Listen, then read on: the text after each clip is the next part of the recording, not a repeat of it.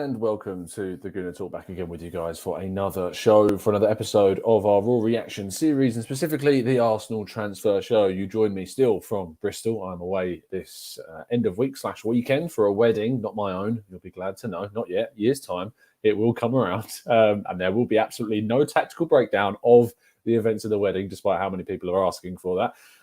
But so you do have to deal with these very classic British service station travel-in kind of surroundings, of which the hairdryer is one of the worst things I've ever seen. I can actually show it to you. I know this is awful. This is what I'm dealing with. What is this? This is dreadful. So yes, that's going to be fun when I have to try and get ready for a wedding. That's going to be great, so I can stop looking like a hedgehog like I currently do. Anyway, we are obviously here to talk about plenty of Arsenal news and transfers, and I hope you're doing good and well this morning, and I hope you're enjoying your week. Your Friday has, of course, arrived, and we've got some interesting news. Nothing really happened in the world of football yesterday, I don't think. It was pretty boring. Obviously, I am joking. There is a lot we're going to discuss, and yes, we are going to touch upon that big news as well. But the first things first, please make sure you drop a like on the video and subscribe to the channel if you're new around here, with those notifications turned on, so I never miss you missing a show. I meant to say the other thing, but the other thing came out. You know what I mean. Don't miss a show. Just subscribe. But of course, you can vote for us in the Football Content Awards. You just need to tweet. I am voting for @the_Gooner_Talk_TV in @the FCAs for #BestClubToCreate It. You've got 2 more days to vote, so do not wait. If you don't have Twitter, there is more information in the description. So let's crack on with the first story of the day. And Lionel Messi is not joining Arsenal, is the news that I can give you. If anyone was ever hoping you may see this image in reality, I'm sorry. It's just not a realistic thing. And no matter how many Photoshops we can amazingly create, it's just not going to happen, guys. I'm sorry. I know that you would have loved to have seen Lionel Messi at the club, but don't worry. I have good news. We already have our own, because we don't have Lionel Messi, but we do have Leo Messi, who is arguably going to be a much, much better player in the future. So make sure you keep an eye on him as he develops. He's only 10, 11 years of age. So you've got quite a while until he develops into an under-23s player and then getting into the league. But make sure you keep an eye, because he is very highly rated, as his namesake, or near his namesake, has also been at a similar age. Let's go on to kind of the main news then, and we start off with Lucas Torreira, who Arsenal are seemingly very much struggling to sell this summer. There were links to Fiorentina. There were links also to other parts of Italy as well. And, of course, we know his obvious choice of Boca Juniors, which is not going to happen. There were links to other clubs in Brazil too, but it's gone very quiet, and it doesn't appear immediately anyway that a deal is going to be done for Lucas Torreira right now. That doesn't mean that one may not happen towards the end of the window. I know a lot of you are thinking things are moving pretty slowly right now, but things do tend to pick up towards the end of the window, because teams start to panic.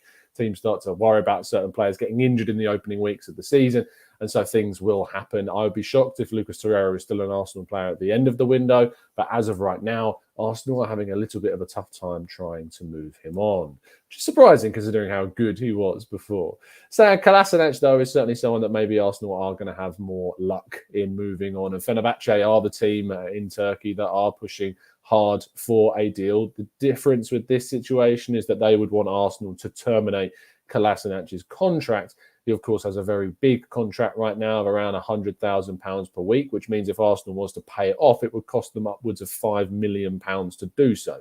Arsenal and Kolasinac, and rather from Arsenal's perspective anyway, would want to try as much as they can to cancel this deal without having to pay it off. And so Kolasinac could just sign for Fenerbahce with a signing on fee and a new wage, in which they could just, continue his career. But Arsenal ideally would be looking to just terminate this without having to pay anything in regards to that. And they probably forego any kind of compensation fee from Fenerbahce were they to sign him after the termination. But that's what Fenerbahce want. They don't want to sign him for a transfer fee. They know Arsenal's situation, as does everyone, and they will want us to terminate that deal so they can sign him on a free transfer. We then move on to some interesting words from a player that is still ours, still very much ours for the long term, it seems, but isn't our player for the club this season, because he has for a third time left on loan, and that is William Saliba. And he conducted his first kind of big main interview in a press conference. So not really a one-on-one interview, but he was in a press conference with the Marseille president Longoria, and he spoke better. It's improvement. It's improvement on the Nice interviews, let's say. And he was asked upon kind of his departure from Arsenal and whether he kind of joined England too soon. And he says, I don't think I left for England too early. I don't care about all that. I chose Marseille because it is the right choice. We pushed to come here and we will see what will happen next season.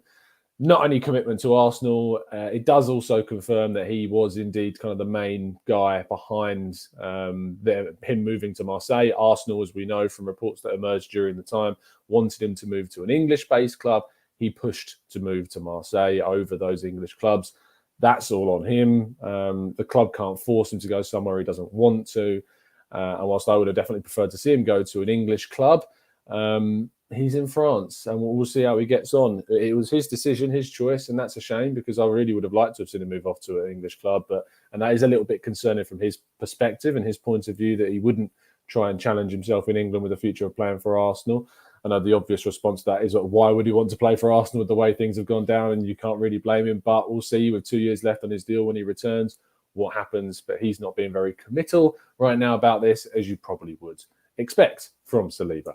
So let's move on to the final and main story of possible outs. And 90 Min reported yesterday as a apparent exclusive that Joe Willock has agreed a £25 million deal, including add-ons, to sign for Newcastle. Now, in the wake of that report, nothing has come out from what I would describe as kind of our mainstream sources of Wheatley, Watts, Ornstein, Benge. Nothing's come out from them as to whether this is true or not. I have my reservations. I did text Harry Symeou, who of course has associations with 90 Min. He believes that the guy that reported the story has reported some good exclusives this summer. So, it's all a possibility that it could be true. We'll have to wait and see on this one. I am sceptical, but £25 million is a lot of money for a player that's, really not in the kind of first team plans. I know that a lot of people would like to see him kept. If this deal means that we're able to now go and get a James Maddison for the amount of money that Leicester want, great. That's a really good deal for Arsenal to get that done. But if we sell Joe Willock and don't do anything good with the money that we make from it, it would, to me anyway, seem a little bit like a waste and maybe a missed opportunity to try and see what could have happened anyway with Joe Willock. And that would be a shame, especially if he goes off to Newcastle and absolutely smashes it, which, as we know with Emi Martinez, can very much happen. But we'll have to wait and see. £25 million, including faxes, including add-ons, is certainly, I think anyway, probably the maximum that you'd extract from Willock during this part of the window anyway. And you're never going to get anything more than that in this current window for a player that's played 6 months of good football, and prior to that was probably worth around 10 million quid prior to that. So yeah, hopefully if there is any deal done, there's a sell-on clause or a buyback clause, but sell-ons were more likely. Buybacks, you wouldn't see a £25 million deal done with a buyback clause inserted. That is 100% for sure. Let's go and have a look at the possible ins then, and we do start with Martin Odegaard, who has now been confirmed by Real Madrid sources to be remaining, and a very important part anyway of Carlo Ancelotti's plans. Toni Kroos has suffered an injury, and that may have had an effect on whether or not Odegaard would indeed be part of those plans this season. But it doesn't matter. He is part of those plans. He will not, it seems, be signing for Arsenal, whether or not we get James Maddison or not. But it certainly would put the Maddison situation much more into the focus and into the limelight. And Odegaard is a player that we know that Mikel Arteta liked a lot, but he won't be, it seems, at Arsenal next year. And if you want to watch him, you'll have to watch him play in the white of Los Blancos. So I look forward to watching him because I like Odegaard a lot and I appreciate what he did in the 6 months that he was here. But if we can get a James Maddison, then fantastic stuff. I will not lose any sleep over not getting Martin Odegaard if we was to go and get a James Maddison. Now, Houssem Aouar, the man whose name comes up in Arsenal feeds continuously and without end. According to Lyon coach Peter Bosz, who joined them from Bayer Leverkusen after losing his job in Germany, says Aouar, he can leave. This is modern football. Up until the last moment, he can leave. It's very interesting, isn't it, how open they are. It's not like you'll read a comment in a second we've got from Brendan Rodgers about James Maddison. But Peter Bosz is very, very open to the idea of Aouar leaving. Lyon are in a very difficult situation financially. Their debts are ridiculous in comparison to kind of their Liga rivals, who are also in a very tricky financial situation. But Aouar available for that amount of money. I know a lot of people would take him, but no one's really in for him.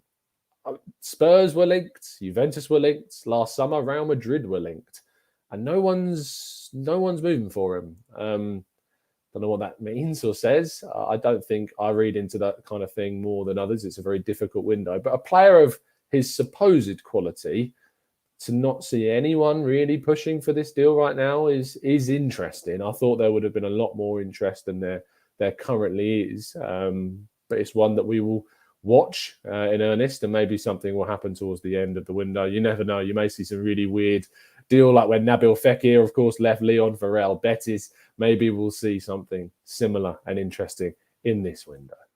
But speaking of specific quotes, Brendan Rodgers has, of course, now finally responded to direct questions regarding James Maddison's future.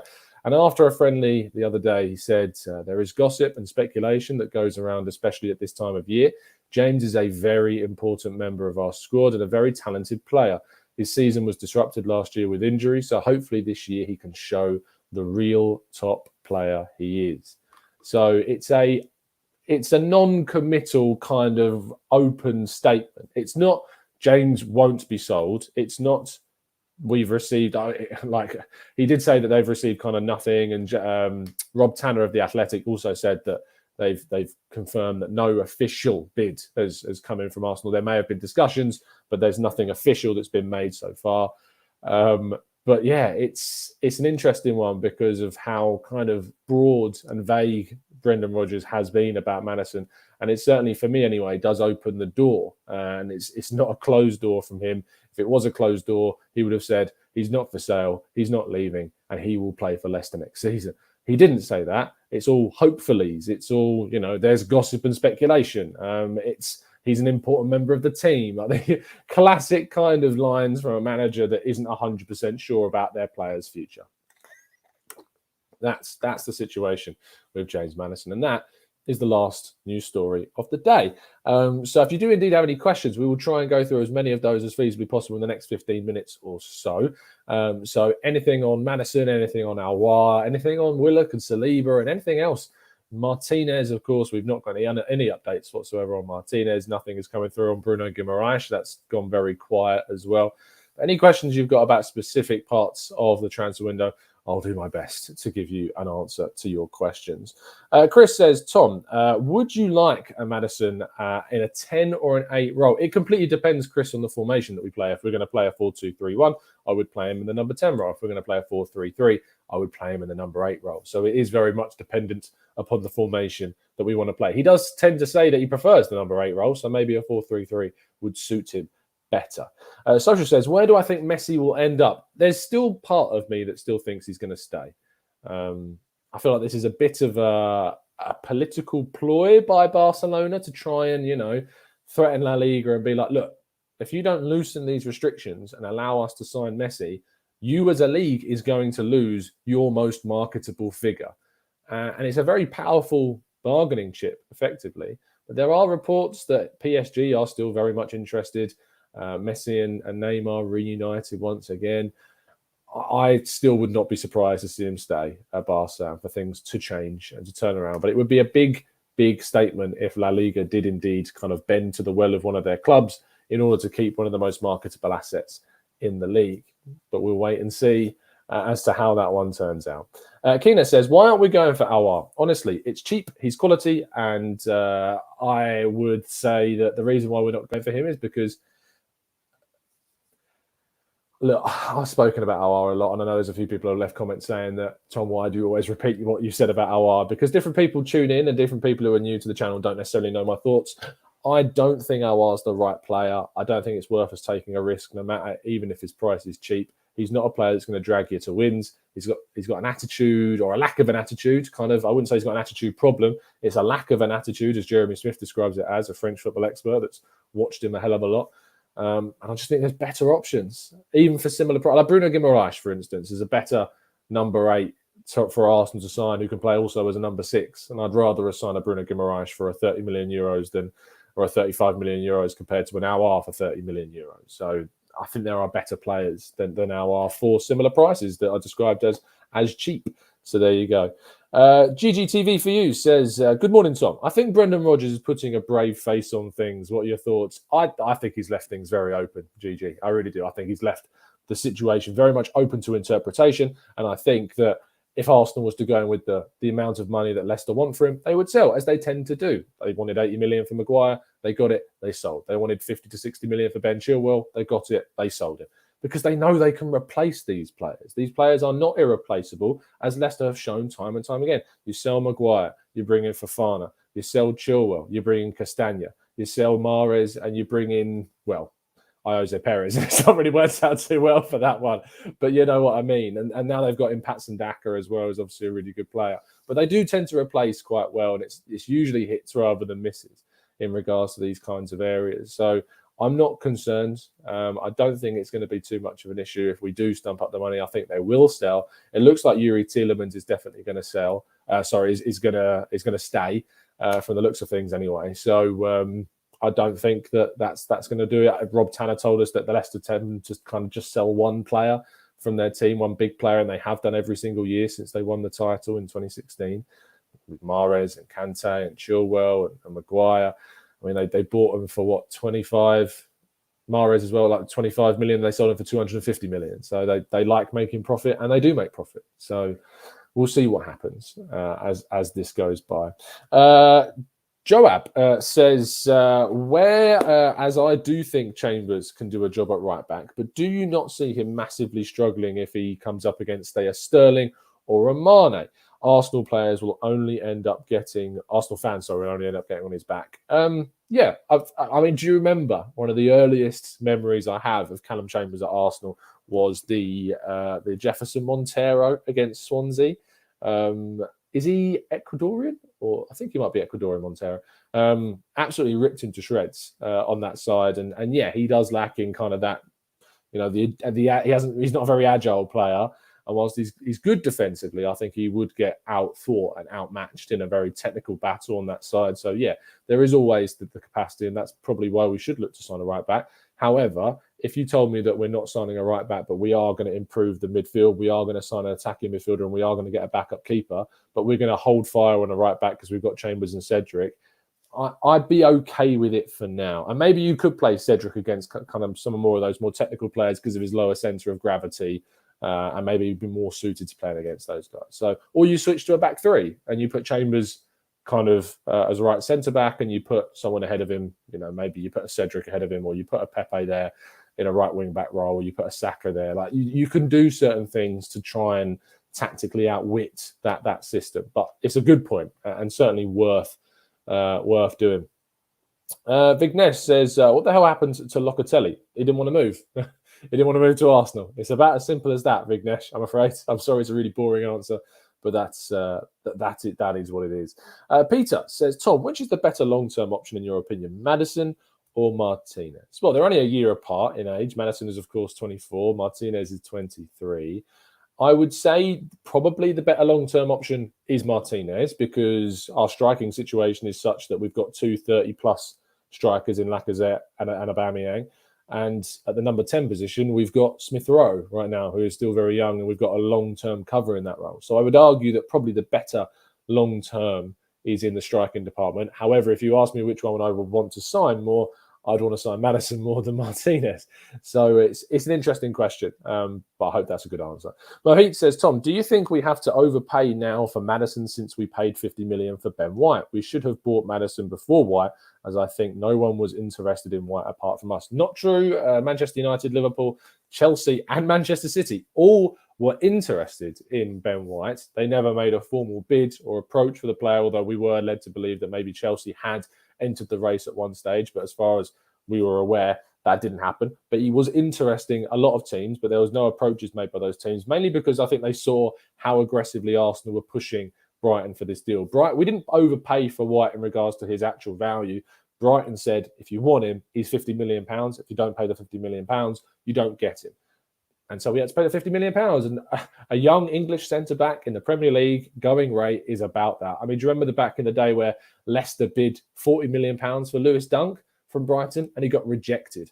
That's kind of the level that we're talking here. You have to pay that amount of money to get these young English centre-backs of a certain level into your teams. Do I think it's right that we went for him first over Maddison? I'm surprised that we went for a centre-back as early on in the window as we did for the amount of money that we did, sure. But now I reflect upon it, I think it's a really good thing that we did that. And I also think that going for James Maddison later in the window isn't necessarily a bad thing as long as we get him. If we don't get him, then it's certainly going to look a little bit silly on Arsenal's part, that's for sure. SJ says, Tom, do you think Maddison is overrated? No.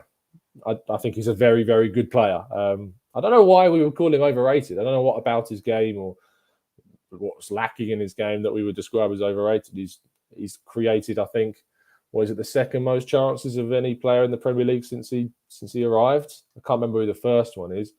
But yeah, I think he's something like second to someone mad. De Bruyne, maybe. So yeah, I mean, it's crazy. Like I wouldn't call him overrated whatsoever. He's a brilliant chance creator, and that's what we need. So yeah. Wes says, Tom, where do you think we would finish if we miraculously signed Messi? 7th? Maybe we go up a place.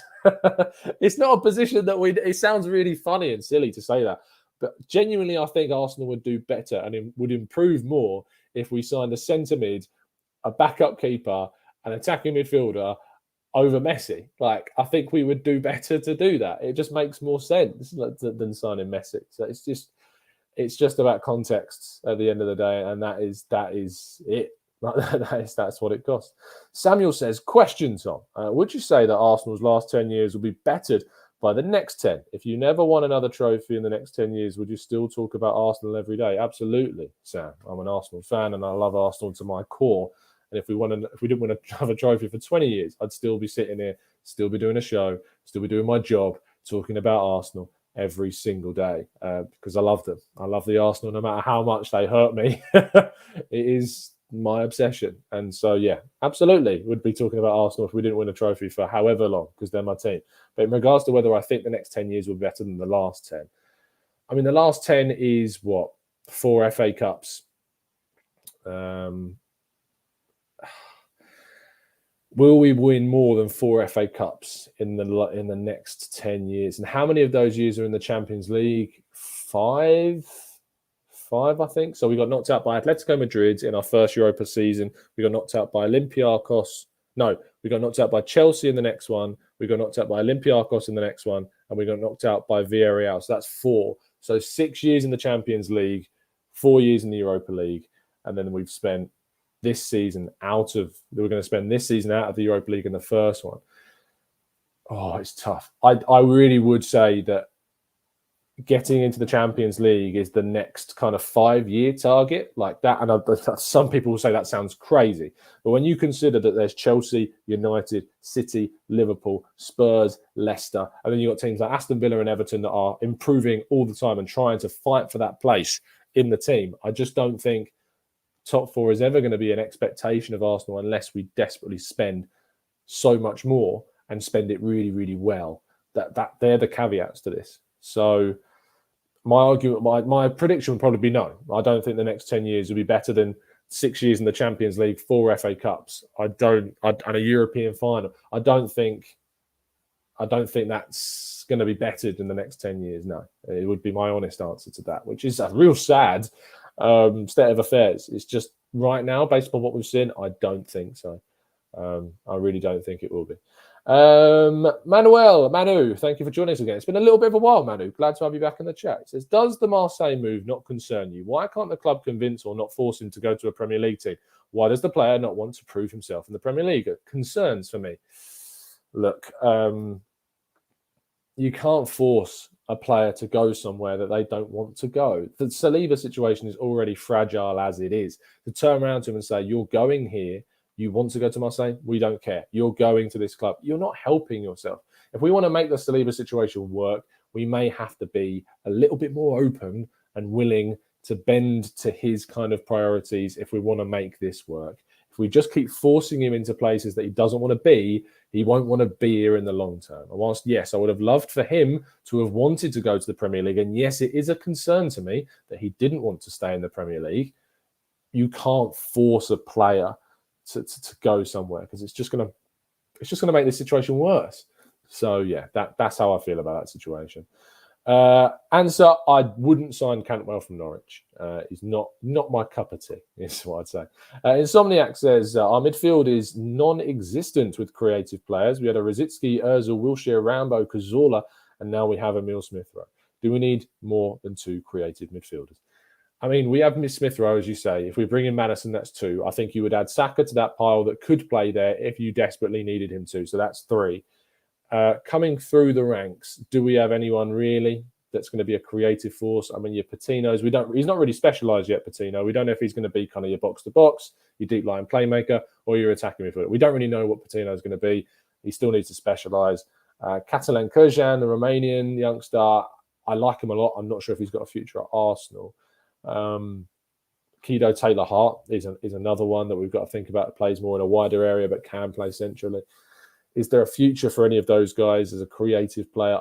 I'm not sure at Arsenal. We'll have to wait and see. But right now, it would be Smith-Rowe and one other player and Saka as kind of a backup option. And you can play Pepe and Smith-Rowe in wide areas, or Pepe and Martinelli in wide areas, and Saka kind of as your 10. So you could do that if you desperately needed to. So arguably, maybe we do need more than one this summer, but I don't think you'll see us sign more than one this summer. That's for sure.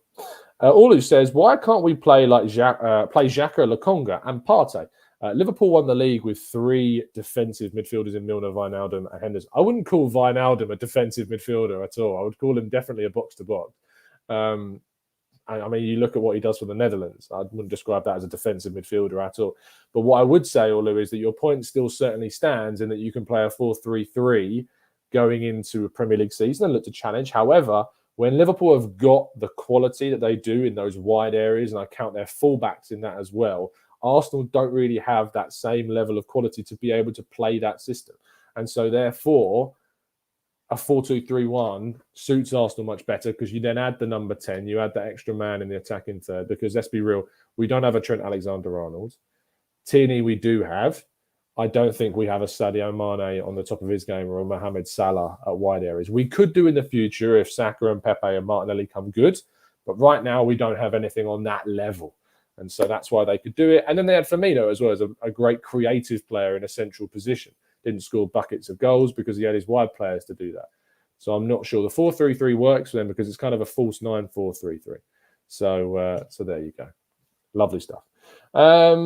Zach Stacey says, hey Tom, with just over a week to go until the Premier League season, are you getting nervous about the lack of recruitment so far? With the FFP relaxed due to the pandemic, this is the window to push for our main targets. Am I concerned? Absolutely, I'm concerned. Am I worried or nervous? I'm always nervous ahead of a Premier League season, no matter if we signed all of our players. But it is concerning that we've not signed that centre midfielder. We've not signed that backup keeper. If we go through the summer, we don't sign a backup keeper and Leno gets injured, we are royally ruined. Like, absolutely. Right back doesn't concern me too much because I like Chambers. And I think Chambers can do a job in the short term for us there. If we don't sign a James Maddison or equivalent at 10, I love Emil Smith-Rowe. Do I think he can do it on his own? It's a big, big ask. But he probably will be able to do a great job there. Is this the window for Arsenal to have gone for their main targets with FFP relaxed? Arguably, yes, it would have been, but we aren't being invested in, and we are still hamstrung by the effects of the pandemic. So it's a really tough situation to say, yeah, we should have gone big, but we know that we never were going to do that because we don't. We don't tend to spend over 150 million in a window. We won't do 200 million plus windows like we've seen Chelsea do or Everton do. We won't do that. We don't do that. So it's going to be tricky. But I'm concerned at this point. I'm still not worried or panicking, but I'm concerned is how I would describe it. I won't be concerned until transfer deadline. I won't be kind of like panicking until transfer deadline day and we've not done the business we need to. That's when I'll panic. I'll be like 3 games into the season and I'll be panicking when we're at transfer deadline day and we've still not signed a backup keeper or a right back or a centre mid or an attacking midfielder. That's when I'm going to panic. So right now, I'm still fairly chill. I'm still fairly chill about the situation. Leno and a backup keeper for £40 million. I mean, a backup keeper for £40 million it makes no sense. Ramsdale sounds like 26, Abdul. So I still don't think that's too much. So I think I'd spend 15 mil max on a backup keeper. That's the most I would spend. No, I don't, SJ. I don't think they'll go for Onana. I don't think they will. I think they are still very much looking for a homegrown keeper this window. But things change, and maybe that will change. Manu says, on a positive note, what do you think about the academy offering loads of talent a pro contract? Amazing. It's great. The fact that we're able to keep all this talent, Balogun, Kido, Taylor, Hart, Okonkwo, amazing. Keep it happening. Keep it going. Keep it doing. There isn't a delay on signing Onana, Smokey.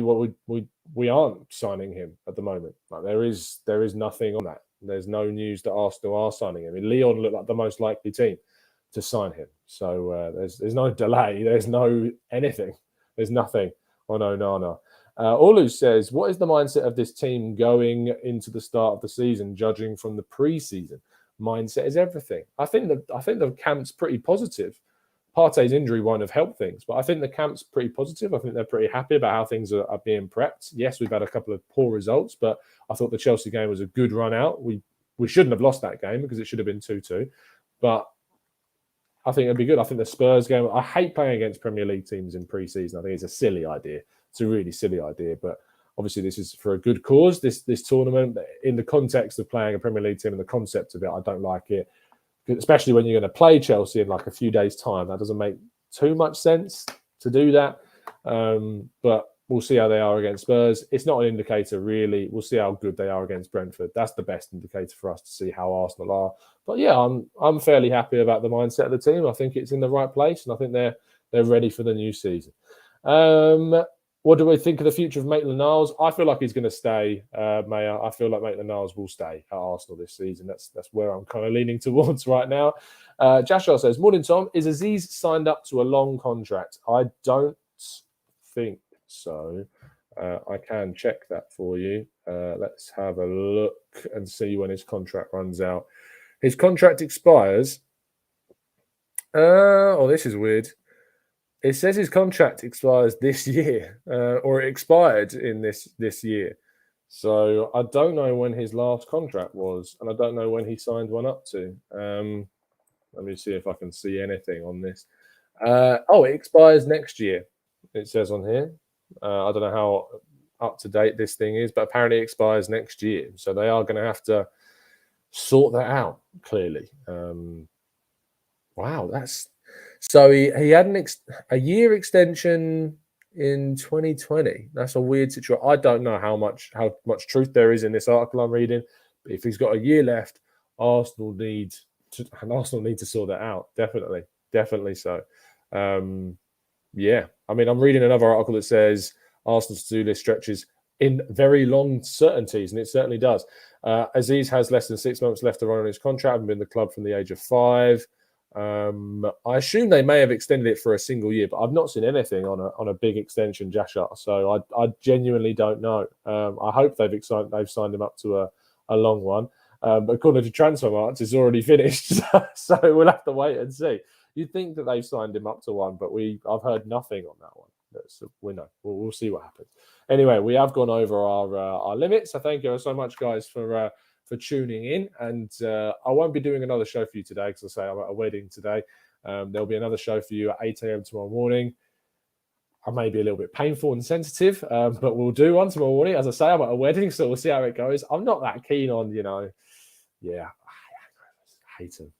So, I'm probably going to chill. It's probably a chill one for me, and I'll get up early to do the 8 a.m. show tomorrow morning for you guys.